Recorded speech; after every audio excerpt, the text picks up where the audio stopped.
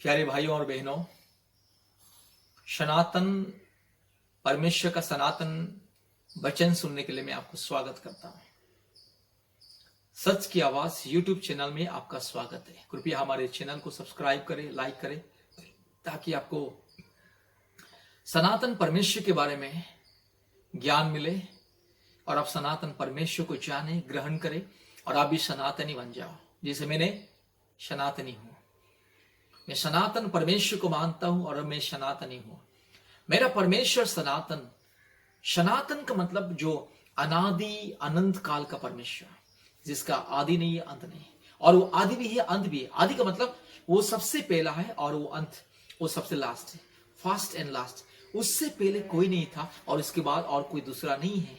वो अनादि और अनंत इसीलिए क्योंकि उनका शुरुआत नहीं है, उनका अंत भी नहीं है, इसलिए उनको सनातन ईश्वर अर्थात स्वयंभू ईश्वर कहा जाता है। दुनिया में हम बहुत सारे देवी देवता ईश्वर के बारे में हम सुने हैं, पढ़ते हैं, देखते हैं, लेकिन उस सारे देवी देवता का शुरुआत है, अंत भी है। शुरुआत है, अंत भी है। लेकिन हमारा जो परमेश्वर, जो सच्चा परमेश्वर, जीवित परमेश्वर, पवित्र परमेश्वर, धार्मिक परमेश्वर, एकलौता स्वयंभू परमेश्वर, जिनका कोई आदि नहीं है, अंत नहीं है, वो अनादि अनंत सत्य सनातन पवित्र धर्मी परम प्रधान परमेश्वर, परम पिता परमेश्वर और एकलौता सुंदर परमेश्वर, प्रेमी परमेश्वर, सर्वोच्च परमेश्वर, सर्वज्ञानी, सर्वव्यापी, सर्वदर्शी, महान परमेश्वर, एकलौता अद्वितीय। उसको छोड़ करके और कोई ईश्वर नहीं है। जितने भी ये दुनिया में देवी देवता भगवान या ईश्वर करके लोग मानते बोलते, वो सब झूठ, फरेब, धोखा, काल्पनिक है। एक ही ईश्वर है, एक ही सृष्टि करता है और वो स्वयंभू है। उसका प्रमाण सनातन धर्म का धर्म ग्रंथ पवित्र बाइबल में आपको मिलता है। दुनिया में जितने भी आप ग्रंथ पढ़िए, शास्त्र पढ़िए, उसमें बहुत कंफ्यूजन है। आपको वो सब है ना, आपको इसे उलझन में डाल देगा, आप पागल हो जाओगे, वो किताब को फेंक दोगे। जैसे मेरे पूर्वजों भी बहुत सारे किताब को पढ़ते थे, बहुत सारे अलग अलग शास्त्र को पढ़ते। अलग अलग शास्त्रों को जब पढ़े तो सब शास्त्र एक दूसरे का विरोध करता है। एक शास्त्र में एक प्रकार लिखा गया और दूसरे शास्त्र में दूसरी प्रकार लिखा गया, वो ईश्वर के बारे में। जिसको इस शास्त्र लिखने वाले लोग जिसको ईश्वर बोलते हैं, जिसको मानते हैं कि ये ईश्वर करके, तो उनके बारे में अलग अलग शास्त्र में अलग अलग वर्णन किया गया। मतलब झूठ, फरेब, धोखा, काल्पनिक, केवल काल्पनिक धोखा है। आज भी इंसान वो धोखे में है, इसलिए वो धोखे से आपको बचाने के लिए मैं आज सनातन परमेश्वर का सनातन धर्म के बारे में मैं आपको बताऊंगा। मैं पहले 6 या 7 भाग में, एपिसोड में, या हमारे जो सत्य की आवाज या यूट्यूब चैनल में पिछला भाग में मैंने सनातन परमेश्वर वो कैसे दुनिया को बनाया, कैसे सारे सृष्टि को कैसे रचा है, कैसे सूर्य, चंद्र, नक्षत्र, तारागण, कैसे पहाड़, पौधे, वृक्ष, लता और जीव जंतु, जल जंतु, और कैसे वो सारे गैलेक्सी को सृष्टि किया है। जो करोड़ों करोड़ों सूर्य, चंद्र, नक्षत्र को कैसे सृष्टि किया, उनके बारे में डिटेल्स मैंने आपको बताया है। तो आज मैं बताऊंगा दुनिया का इतिहास, मानव जाति का इतिहास। ये मानव जाति को परमेश्वर ने कैसे सृष्टि किया और ये मानव जाति कहां से आया है। मेरे प्यारे मित्रों, हम देखते ये दुनिया में अलग अलग देश में अलग अलग ईश्वर, अलग अलग राज्यों में अलग अलग ईश्वर या देवी देवता। वो देवी देवता तो सच नहीं है, झूठ है, काल्पनिक है, फिर भी मैं बता रहा हूं आपके जानकर, आपको जरा रिमाइंड करने के लिए, आपको जरा याद दिलाने के लिए। ये दुनिया में अलग अलग राज्य में, अलग अलग हिस्सों में, अलग अलग शहर में, गली में, गांव में, अलग अलग घर में भी है। हमारे भारत देश में हर एक घर में एक एक देवी देवता, घर की देवी, घर की देवता करके, माने इतना मूर्ख, पाखंडी, अज्ञानी इंसान बन चुका है कि ईश्वर को करोड़ों करोड़ों रूप दे दिया। करोड़ों करोड़ों रूप, वो भी जंगली जानवर का रूप, इंसान का रूप, पहाड़ पौधे का रूप। इसलिए सूर्य को भी ईश्वर बोलते हैं, चंद्रमा को भी ईश्वर बोलते हैं। ये पहाड़, नदी, झरना, ये वृक्ष, लता, ये जंगली जानवर, कुत्ता, बिल्ली, सुअर, सांप, बिच्छू, मेंढक, इत्यादि इत्यादि जानवरों को भी ईश्वर करके प्रणाम करते हैं। यह है मूर्खता, पखंडता, अज्ञानता। इस मूर्खता, पखंडता, अज्ञानता से बाहर आइए। जब तक आप इस अंधकार में कपोल कल्पित इंसान को धोखा देने के लिए कुछ मूर्ख लोगों ने ये सब जो काल्पनिक व्यवस्था लिख दिया, जब तक इस काल्पनिक व्यवस्था में ये अंधकार, ये घोर अंधकार, उसे कहा जाता है घोर अंधकार। जब तक आप अंधकार में, घोर अंधकार में रहोगे, आपको कुछ दिखाई नहीं दिया है। इसलिए वो काल्पनिक दुनिया से बाहर आना है, क्योंकि हमारा परमेश्वर काल्पनिक नहीं है। ये सृष्टि काल्पनिक नहीं है मेरे प्यारे मित्रों। काल्पनिक हिसाब से अलग अलग शास्त्र को लोग लिख दिया, लेकिन सत्य पुस्तक, वास्तविक पुस्तक, परमेश्वर का सत्य वचन, परमेश्वर का व्यवस्था सारे मानव जाति के लिए यह है पवित्र बाइबल, दी होली बाइबल।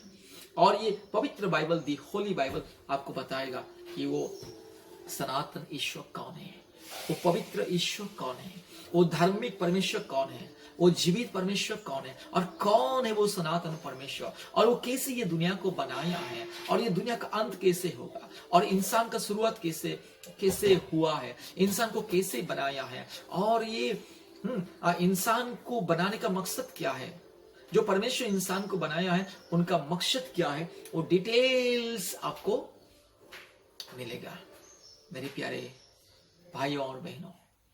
इसलिए काल्पनिक रीति रिवाज से बाहर आना है, काल्पनिक दुनिया से बाहर आना है।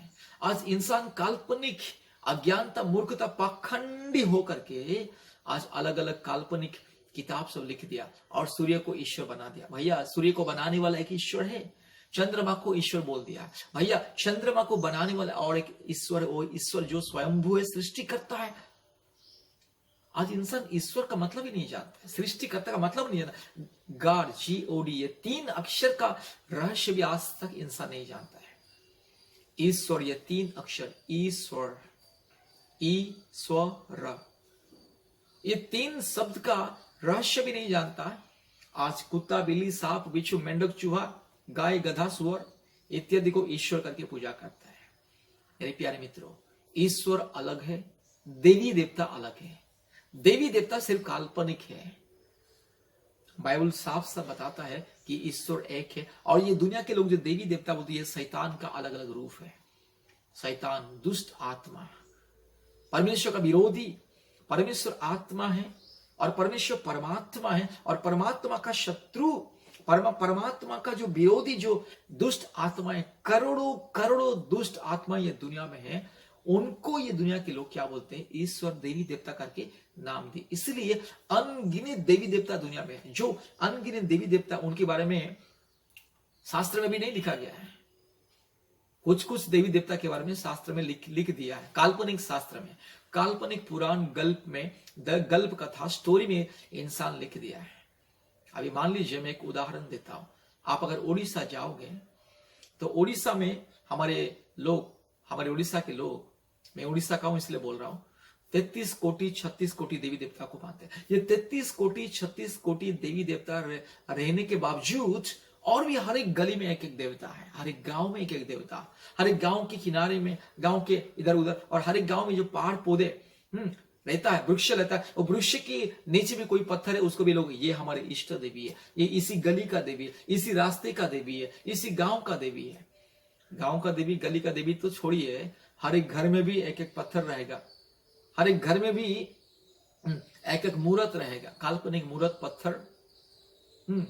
एक घर के कोने में एक पत्थर रहेगा, लोग बोलते हैं ये हमारे इष्ट देवी है, इष्ट देवता है करके।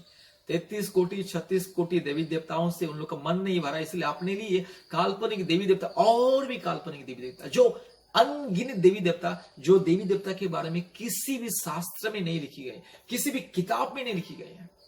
कोई बता सकता है जो गांव में जो देवी देवता होते हैं, गांव के शुरुआत में, गांव के अंत में, नहीं तो गांव के आसपास में जो बड़ा बड़ा वृक्ष रहता है, वृक्ष के नीचे कुछ पत्थर रहेगा, पत्थर में लोग जाके रंग दे करके लोग वहां पर कुछ नींबू, मिर्ची और कुछ लाल कपड़ा बांध देते हैं, कुछ हल्दी, चंदन बस उसमें लगा लेते हैं और बोलते हैं ये हमारे देवता है करके। कौन सा शास्त्र में लिखा है, कौन सा पुस्तक में लिखा है कि कोई प्रमाण नहीं है।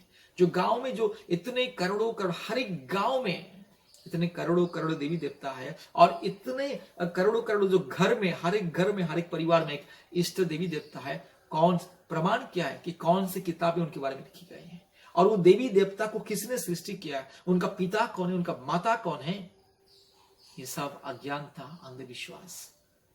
इसलिए सनातन परमेश्वर को जानना है, सनातनी बनना है, पवित्र धर्मशास्त्र बाइबल को पढ़िए। आज मैं आपको बताऊंगा कि सनातन परमेश्वर ने किस तरह से ये इस मानव जाति का शुरुआत किया, किस मानव जाति का सृष्टि किया। मैंने पहले भाग में ऑलरेडी बता चुका हूं, ये सूर्य, चंद्र, नक्षत्र, तारागण, पहाड़, पौधे, ये जीव जंतु, जल जंतु, पक्षियों के बारे में डिटेल कैसे परमेश्वर ने सृष्टि किया, डिटेल्स मैंने बता चुका हूं सनातन धर्म पुस्तक को पढ़ के वर्णन करके। तो आज मैं आपको बताऊंगा कि मानव जाति का इतिहास कैसे शुरू हुआ। मेरे प्यारे मित्रों, दुनिया का इतिहास बताता है कि मानव जाति का इतिहास मेसोपोटामिया एरिया से है।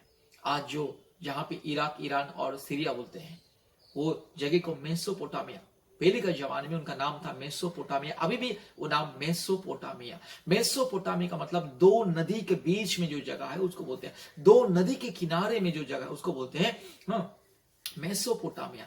मेसोपोटामिया का अर्थ है कि दोनों नदी का मध्यस्थल, उसको कहा जाता है मेसोपोटामिया। और वही मेसोपोटामिया से ही मानव जाति का शुरुआत हुआ है, मानव जाति का शुरुआत हुआ है। बाइबल में साफ साफ प्रमाण है कि दोनों नदी है, वो नदी है टाइग्रिस एंड यूफ्रेटिस, दोनों नदी इंग्लिश में है। बाइबल में स्पष्ट प्रमाण है, दोनों नदी का नाम है टाइग्रिस एंड यूफ्रेटिस। नदी के किनारे वो मेसोपोटामिया अंचल में, वो एरिया में परमेश्वर ने क्या किया, मानव जाति का सृष्टि किया। वहां से मानव जाति सारी दुनिया में फैल गए। हम आपको बताएंगे, आप अगर पढ़ोगे उत्पत्ति 2 अध्याय, पवित्र धर्मशास्त्र, सनातन धर्म पुस्तक, पवित्र धर्मशास्त्र, पवित्र बाइबल, उनका पुस्तक, सबसे पहला पुस्तक उत्पत्ति, उनका नाम है इंग्लिश में जेनेसिस, उत्पत्ति। एक मिनट माफी चाहता हूं।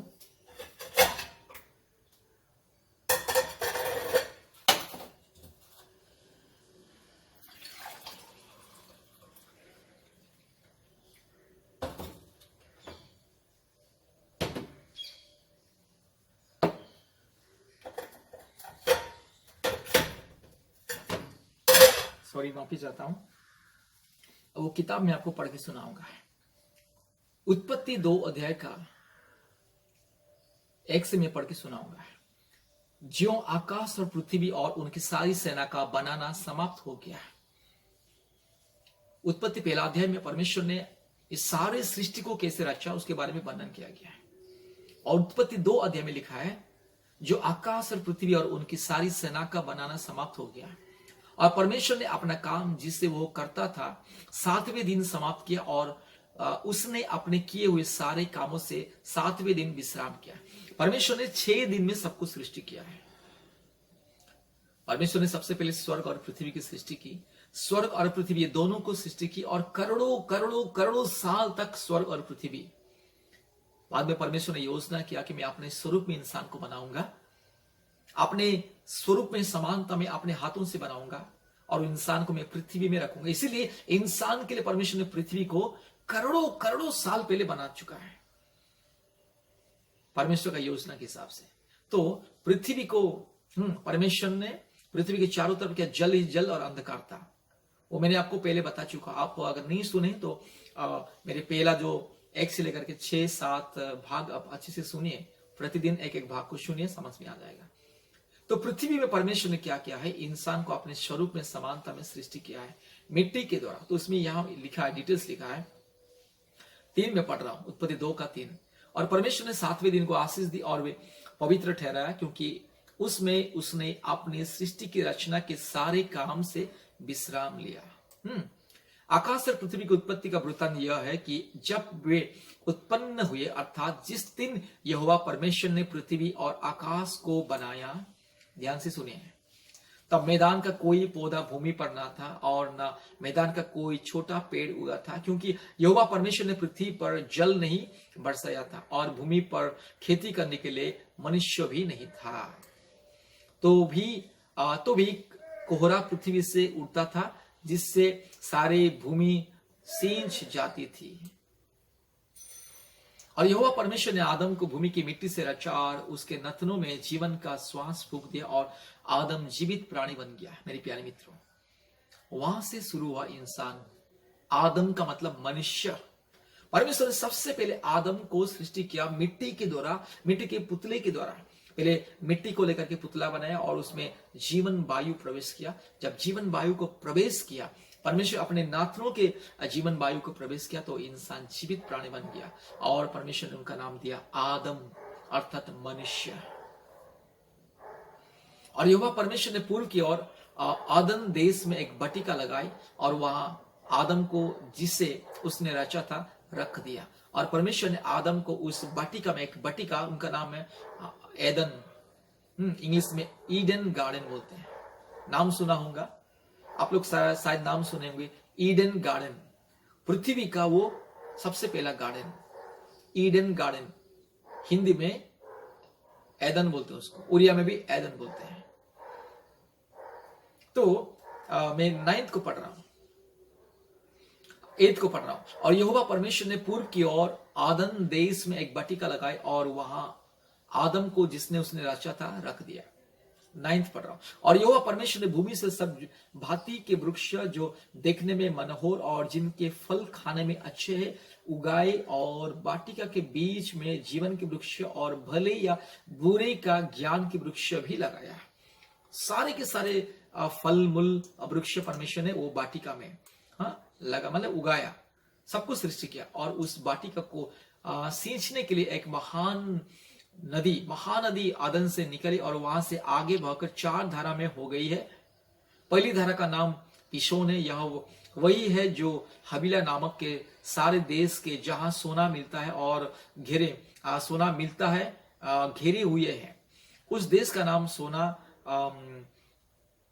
चोखा होता है। वहां मोती और सुलेमानी पत्थर भी मिलते। देखिए, सोना, चांदी, हीरा, मोती वहां से बस दिखने के लिए मिलता है। और दूसरी नदी का नाम गिहोन है।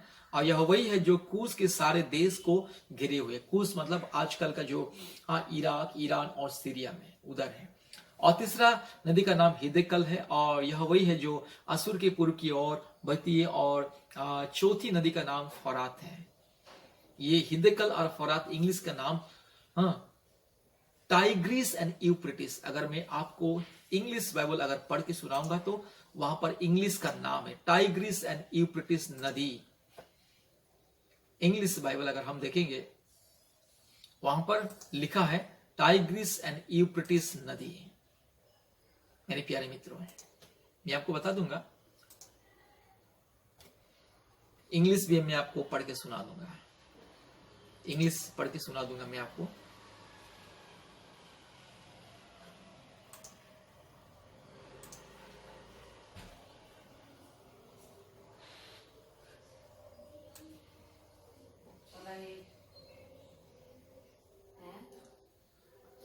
परमेश्वर ने ये सब जो वर्णन किया, मैं आपको इंग्लिश में पढ़ के सुनाता हूं। जरा मेरे को थोड़ा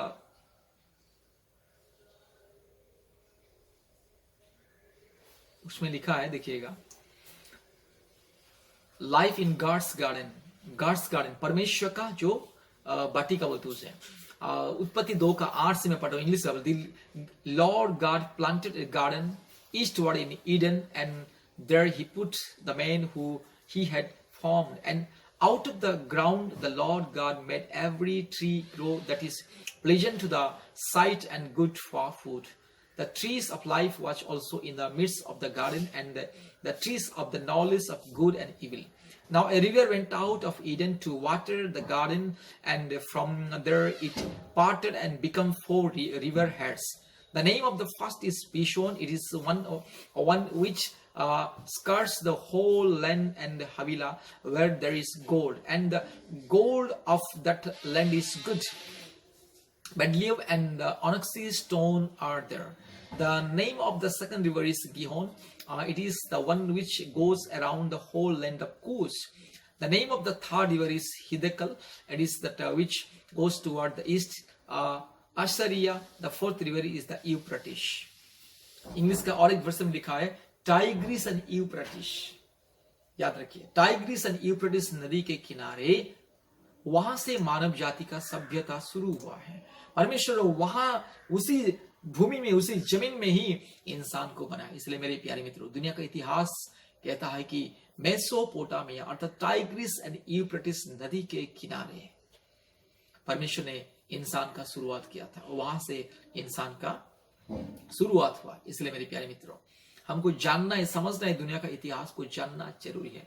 काल्पनिक रीति रिवाज व्यवस्था में अगर हम फंसे रहेंगे तो मूर्ख बनेंगे, अज्ञानी बनेंगे। इसलिए काल्पनिक रीति रिवाज, काल्पनिक देवी देवताओं के हर प्रकार की माया बंधन से, हर प्रकार की कपोल, कल्पित, झूठ, फरेब, धोखा, अलग अलग जो पुराण ग्रंथ, जो शास्त्र है, वहां से निकल के आना है। जो पुराण ग्रंथ और शास्त्र हमें इंसान को ज्ञान नहीं देता, केवल इंसान को मूर्ख बनाता है, बुड़बक बनाता है। इसलिए वो पुराण और शास्त्र ग्रंथ में लिखा है कि बंदर ने सूर्य को निकाल लिया है, बंदर ने सूर्य को निकाल लिया। भैया मूर्ख, इतना मूर्ख, मूर्ख किसको बनाओगे? मूर्ख किसको बनाओगे? अनपढ़ आदमी को बोलने से भी वो विश्वास नहीं करे। सूर्य जो पृथ्वी से लाखों गुना बड़ा है, जो पृथ्वी से 15 करोड़ किलोमीटर दूर में है, उसको बंदर, ये छोटा सा बंदर का बच्चा निगल लेगा। इसलिए कपोल कल्पित कहानी, मन गढ़न कहानी, छल कपट, धोखा देने वाला ग्रंथ शास्त्र पढ़ करके ये अंधविश्वास में नहीं रहना है। ज्ञान विज्ञान में है, और ज्ञान और विज्ञान ये पवित्र धर्म शास्त्र देता है, पवित्र बाइबल। इसी पवित्र बाइबल धर्म शास्त्र को पढ़ के ही आज दुनिया में साइंस, टेक्नोलॉजी, ज्ञान और विज्ञान शुरू हुआ है। इसी पवित्र धर्म शास्त्र ही बताया कि पृथ्वी शून्य में लटका है और परमेश्वर ने सारे सूर्य चंद्र नक्षत्र को शून्य में लटका है और सब लोग अपने अपने रास्ते में घूम रहे हैं करके। इसलिए मेरे प्यारे मित्रों, हमें जानना है, समझना है सनातन परमेश्वर कौन है और कैसे दुनिया को सृष्टि किया, कैसे इंसान को सृष्टि किया, इंसान को अपने स्वरूप में, समानता में सृष्टि किया। दुनिया में सबसे सुंदर प्राणी इंसान, क्योंकि परमेश्वर ने इंसान को अपने स्वरूप में बनाया है। ईश्वर का रूप पहाड़ पौधे जैसा नहीं है, जंगली जानवर, सांप, बिच्छू, कुत्ता, मेंढक, चूहा, बिल्ली, सुअर, गधा जैसा नहीं है।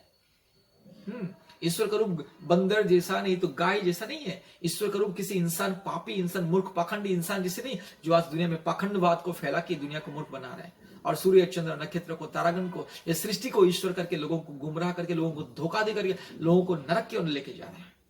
इसलिए मेरे प्यारे मित्रों, सच को जानो, वास्तविकता को जानो। आप और मैं वास्तविक दुनिया में, काल्पनिक दुनिया में नहीं। इसलिए काल्पनिक दुनिया से हमें बाहर आना है और वास्तविक दुनिया में बस हमें वास्तविक रूप से जीना है। आप और मैं काल्पनिक नहीं है, ये दुनिया काल्पनिक नहीं है। आपका परिवार, आपका पिता माता, आपका बाल बच्चे या बीवी काल्पनिक नहीं है। आप जिस घर में रहते, जिस दुनिया में रहते, जिस समाज में, जिस देश में, जिस राज्य में आप है, वो काल्पनिक नहीं है। आप काल्पनिक नहीं है, ये दुनिया काल्पनिक नहीं है। इसलिए काल्पनिक व्यवस्था से बाहर आइए। जो काल्पनिक व्यवस्था में सिखा कहता है कि सूर्य देवता, चंद्र देवता, ये मिट्टी देवता, ये पवन देवता, ये पानी देवता है। देखिए, पानी का देवता है तो मैं पानी पी रहा हूं, देवता को, ईश्वर को निगल रहा हूं। अगर ये पानी देवता ईश्वर है, मैं उसको निगल रहा हूं, वो मुझे को बोलेगा ना, अरे भैया मेरे को क्यों निगल रहा है, मेरे को क्यों काट रहा है? मेरे प्यारे मित्रों, भाई और बहनों, सच को जानो। सच ही आपका जीवन को बदल देता है। इसलिए हमारे YouTube चैनल का नाम है सच की आवाज, द वॉइस ऑफ ट्रूथ। सच की आवाज में लगे रहो, जुड़े रहो, हमारे YouTube चैनल में जुड़े रहो, सब्सक्राइब करो, लाइक करो। सच की आवाज, सच की पहचान करो। झूठ में अंधा बन के अंधकार में रहना नहीं है। ये विज्ञान और ज्ञान का जमाना है, और विज्ञान और ज्ञान के जमाने में ये सब ये पानी देवता, जल देवता, पृथ्वी देवता, सूर्य देवता, पहाड़ पौधे देवता, पशु पक्षी जानवर भी देवता करके ईश्वर को ये सारे सृष्टि के रूप दे करके उनके पीछे भागना नहीं है। परमेश्वर ने ज्ञान और बुद्धि दिया, ज्ञान बुद्धि की तरफ विज्ञान हुआ। विज्ञान के जमाने में, अज्ञानता में अंधा बन के, मूर्ख बन के, काल्पनिक देवी देवताओं को, काल्पनिक वस्तु को अपने हाथों से बना के, रेडीमेड, हैंडमेड, मैनमेड चीज को ईश्वर करके दर्जा नहीं देना। वो मूर्खता है, पाखंडता, अज्ञानता है। एकलौता ईश्वर सृष्टि करता, एकलौता सनातन परमेश्वर, सनातन धर्म ग्रंथ पवित्र बाइबल, उसको पढ़िए। ईश्वर के बारे में सब कुछ पता चल जाएगा। ईश्वर कौन है, वो कैसा है, उनका रूप कैसा है, वो हमसे क्या चाहता है, वो क्यों इंसान को सृष्टि किया, दुनिया को क्यों सृष्टि किया, और दुनिया का अंत कैसे होगा, इंसान का अंत क्या होगा।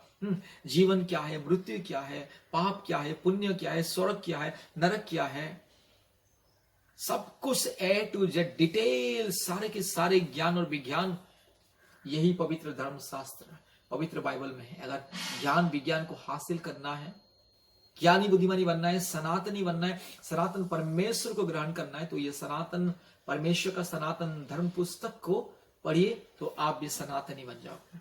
झूठ मूठ का हम सनातनी, हमारा धर्म सनातन बोलने से कुछ फायदा नहीं। सनातन, अगर ये दुनिया का लोग बोलता है कि हम सनातनी है, मेरा परमेश्वर सनातन, प्रमाण क्या है? आपका जो, जिसको आप सनातन परमेश्वर बोलते हो, वो किस तरह से दुनिया को बनाया, किस तरह से पहाड़ पौधे को बनाया, बंधन दिखाई हमको। जैसे यहाँ पर बंधन है, दुनिया का इतिहास बताइए हमें, दुनिया का इतिहास, दुनिया का मानव जाति का शुरुआत कहां से हुआ, कैसे हुआ है, दुनिया का अंत कैसे होगा है, और वो परमेश्वर कौन है, वो कैसा है, हाँ, उसको किसने बनाया है, ये सूर्य चंद्र नक्षत्र वो किसने बनाया है, इस सृष्टि को किसने बनाया है। मेरे प्यारे मित्रों, ईश्वर मतलब स्वयंभू, गॉड। ईश्वर को आप किसी देवी देवता के रूप में देखना नहीं है, वो मूर्खता है, पाखंडता है। ईश्वर कभी किसी देवी देवता नहीं हो सकता। देवी देवता इंसान की तरफ बनाए हुए काल्पनिक कपोल, काल्पनिक मूर्ख, पाखंड, अज्ञानता है, धोखा है। एकमात्र ईश्वर सृष्टिकर्ता और सनातन परमेश्वर, और उसको अगर जानने के लिए ये पढ़िए, आप समझ जाओगे। परमेश्वर आपको आशीष करे, बहुत ऐसे आशीष करे। धन्यवाद, नमस्ते, जय मसीह।